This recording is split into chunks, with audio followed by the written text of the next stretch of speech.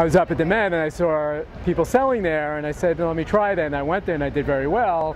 And then it, got me to, go more, and it's a way that an artist can express themselves.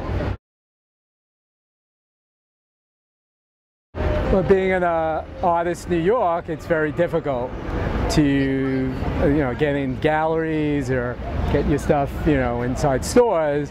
It's very difficult.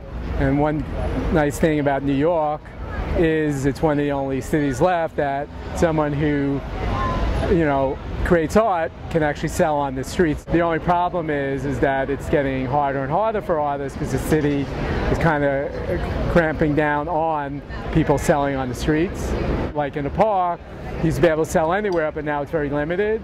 And then when you go on the streets, the police are really hassling the artists, making it very difficult for them to sell artwork. So me and some other artists started collecting evidence, and we hired lawyers to show that we're not causing congestion, we're not a public safety hazard.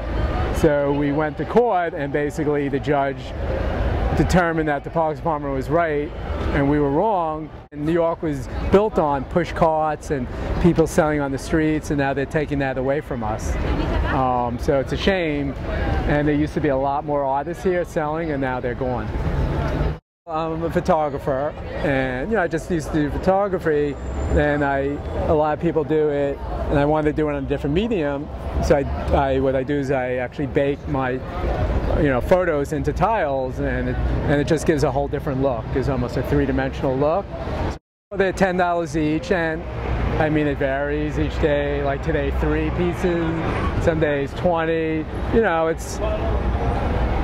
It's not so, of course you want to, you're here, you need to pay your bills, but it's not so much about that. I've only sold 3 tiles today, but I've had a lot of people stop by and say, oh, you're really talented, I really love this. And I see it brings a smile to their face, so that is worth something.